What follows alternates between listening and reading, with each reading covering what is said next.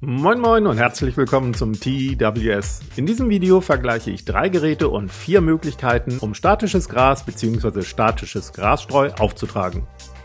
Einmal die klassische Methode mit einem Tee- oder Küchensieb, dann mit der Grasspritzdose bzw. Pufferbottle von Noch und einem elektrostatischen Begraser, in diesem Fall der Grasmaster 2.0 von Noch. Los geht's und freut euch auf eine echte Überraschung. Für meinen Grastest habe ich mehrere Schaumpappestückchen als Böden vorbereitet. Ich habe die Pappe bewusst weiß gelassen, um später genau sehen zu können, wie dicht das Grasstreu aufgetragen wird und wie gut es quasi deckt.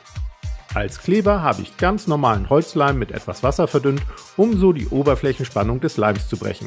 Jedes Schaumpappestückchen wird genau mit demselben Leim-Wasser-Mix bestrichen, um für jedes Streugerät genau dieselben Voraussetzungen zu schaffen.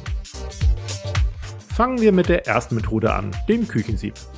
Grasstreu ins Sieb füllen und dann auf den Boden rieseln lassen.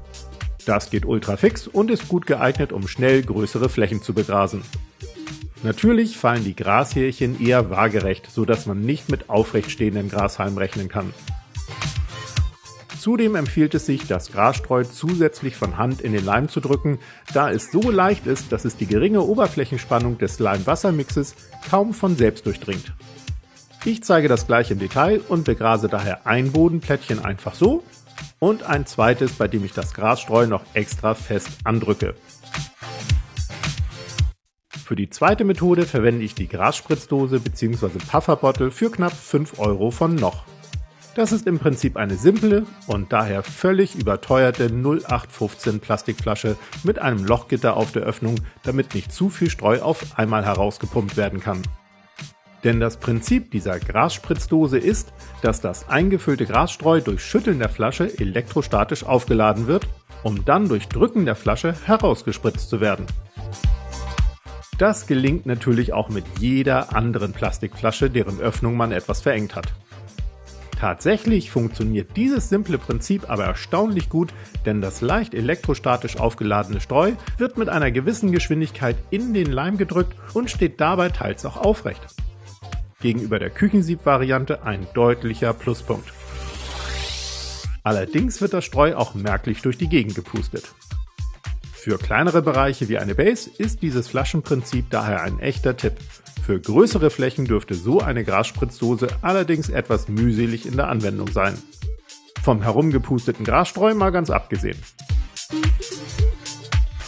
Das dritte und mit 130 € zugleich teuerste Gerät ist der Grasmaster 2.0 von Noch. An diesem batteriebetriebenen Streuer hängt ein Kabel, an dem sich eine Klemme befindet, die an die zu begrasende Fläche geklemmt wird. So wird das Grasstreu elektrostatisch aufgeladen und fällt daher senkrecht in den Leim. Um die Klemme nicht zu verkleben, stecke ich eine Nadel in die Bodenplatte, die den Strom von der Klemme weiterleitet. Solche Geräte lassen sich aus billigen Elektrofliegenklatschen übrigens relativ einfach nachbauen. Genügend Anleitungen findet ihr auf YouTube. Außerdem gibt es vergleichbare Geräte auch von anderen Herstellern, die meist sogar deutlich günstiger sind.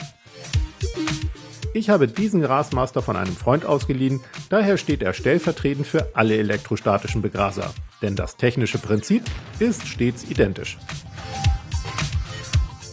Kommen wir nun zu den Ergebnissen. Das mit dem Küchensieb aufgetragene Streu ist von sich aus kaum in den Kleber eingedrungen.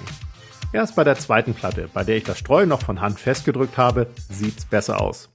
Aber wie zu erwarten, ist das Streu flach und platt angeklebt. Die Grasspritzdose liefert ein überraschend gutes Ergebnis, denn der Boden ist viel dichter und auch sehr gleichmäßig bedeckt. Außerdem stehen einige Grashalme tatsächlich aufrecht. Damit hätte ich, ehrlich gesagt, vorab nicht gerechnet.